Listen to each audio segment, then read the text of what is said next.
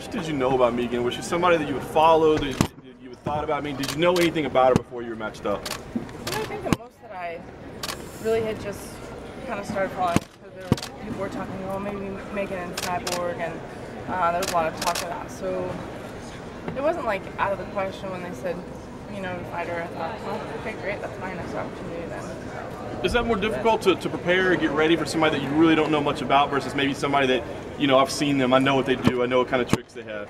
You know, I think the biggest thing for me this camp is that I know I'm always saying I'm trying to get better, I'm trying to get better, I'm trying to get better, and that's been definitely a mindset I have. But this camp a little different for me is like, hey, I kind of want to let go of bad habits that I have, and just kind of change my mindset instead of keep, you know, sometimes it's bad habits that can get you into trouble. So I have really been focusing on that. Yes, we've been focusing on what she does, but we also have been looking at my own fight film as if somebody was to be, you know, coaching against me. And it's the first time we've done that in a long time. We've done it before, but it's been a long time. Your new wrestling habits you identify here. Well, I'm not going to say that out loud. Your new wrestling coach won a few state championships here with a lot of shots, double legs, some low-level singles. Are we going to see more of that in your game? You never know.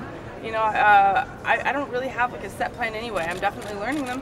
I think that that's really not a secret, is that I want to learn everything. I want to get better at all aspects of it, whether it be jiu-jitsu, wrestling, stand-up. I mean, to this day, I'm still trying to get a better jab. You know, people know I'm from a boxing background, so I'm never done. I always want to keep going. So I want to be ready wherever the fight goes, wherever that might be. Why make the trek back, though, going back to 145? The first two times haven't been too successful, so why make this leap back again?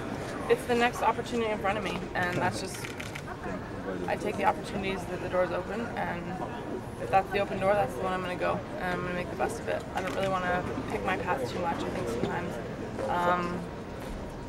I don't know if I would feel like I'm protecting myself if I did that too much, but I like to just take what opportunity comes and go with it. Do you feel too much, saying that, do you feel too many fighters do that, try to pick and choose their own path? I think each fighter is different. Maybe they feel this is a good decision for them for that time in their career. That can't be a bad thing either. I'm just the type that I've never really wanted to pick exactly who I'm going to fight, because I want to feel like I'm going to be ready for everybody. I think every fighter has their own mindset, whatever it may be. I'm not saying mine's the right way, but it's just my way. A lot's been made of her size and of her power. I mean, have you noticed in your moves to 145 that the power is a difficult issue, and with her especially, is it a concern? I feel like I've been in there with some pretty heavy hitters before, and yes, I want to be fearful of her striking and her strength, but that doesn't mean that that's the only thing I'm going to focus on. You know, I don't want to just be in fear that I don't do my own thing as well. I've been in there with some heavy hitters before, and I've also been in there, I've seen fights. It's not even the hardest punch that lands that knocks someone out. It hits them just right. Anything can happen. Anybody can end it with a knockout. Anybody can end it with some kind of a, you know, stoppage in any way. This game is crazy. That's why people love to watch it. That's why I love to learn it. And who knows what's going to happen. Earlier this week, Dana said something about he wanted to bring back the old weigh-in format. Are you in favor of the early ones, or do you want to go back to the old ones? If you're asking for what I prefer morning. Is there a reason, like more time for rehydration? More time for rehydration, and a lot of times I cut my weight the night before anyway, so for me it's just sooner to get on the video. Holly, when was the last time, you said you've done this before when it's in terms of focusing on your bad habits? When was that the last time you did it?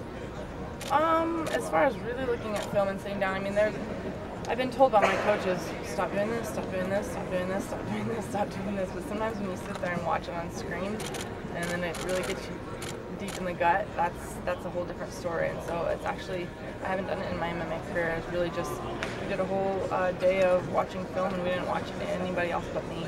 And it gets you sick to your stomach, you know, things that you could have done better in fights, and things, even if it's a victory fight, it doesn't matter. There's moments where, you know, you have quality. So it's been a while. We did it in boxing. I'm not saying that I haven't been told some of my bad habits. I've been told many times, but sometimes I think I just need to see it to make those changes. Talking about your former sport, what do you make of the reports of a possible fight between Cyborg and Cecilia Breakhus? Anything can happen. I mean, I'm definitely obviously one that believes that anyone can cross over, because that's what I did. I came from boxing, came to MMA, and a lot of people didn't think it would be, possible to be having titles in both. I think whatever you put your mind to and put your heart to, you should do it. I was talking with one of my teammates the other day. Everybody can have an idea of what they think you should do for your life, and I was just telling her, who wrote the book of your life? You. It's your life. Everybody has their own life here. And I think a lot of times we get influenced by outside things, whether it be social media, whether it be peer pressure, whether it be even families pushing you to do something. And I think that you can do whatever you want. So if there's a crossover fight between Cecilia and Cyborg, I see it could be possibly happening. I think Cyborg has, kind of shown interest in wanting to box, and I think Cecilia would love to have, kind of that, honestly, that, I don't want to say it's just attention, but just that media, it is attention from, I don't know if it's not the correct word I'm really looking for, but exposure, I guess. Because she's done a lot with the sport and done a lot with boxing, but a lot of people, obviously, the views are always kind of around MMA right now, and so I would see her wanting to kind of take that challenge, and I would see Cyborg wanting to take that challenge. I see it could be possibly happening. I don't know how much you watch women's boxing these days, but it's, we got Clarissa Shields, you got Cecilia. What do you make of the state right now of women's boxing? Yeah, women's boxing will never die. Any boxing will never die. It's one of the oldest sports in the book. I do think that it's had highs and lows, even just in the 10 years that I did it. There was times that I fought, I think 3 times as the main event on Fox, twice on Fox Sports Net, one on ESPN, 2, and and then you don't hear about women's boxing on TV at all. And 2 of those cards were all female cards that were on Fox Sports Net. And so I've seen it highs and lows, but I've never seen it completely gone. And right now I feel like there's a little bit of attention around the women's boxing. And so it's just kind of, maybe it's climbing again, and which I'm glad. I want there to be a women's in boxing and MMA, so I think it's good. 2 more questions for Holly. You mentioned going down to 135 after this fight.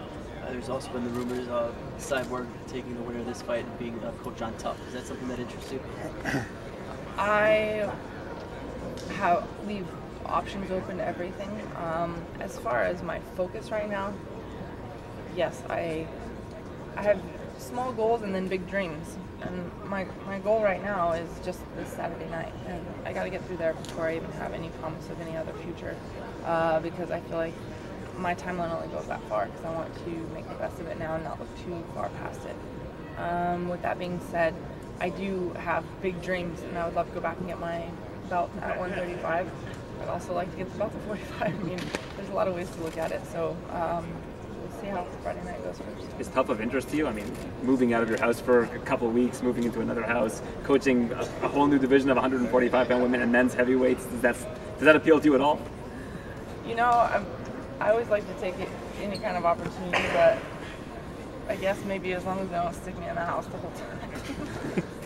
All right, guys. Thank you. Okay.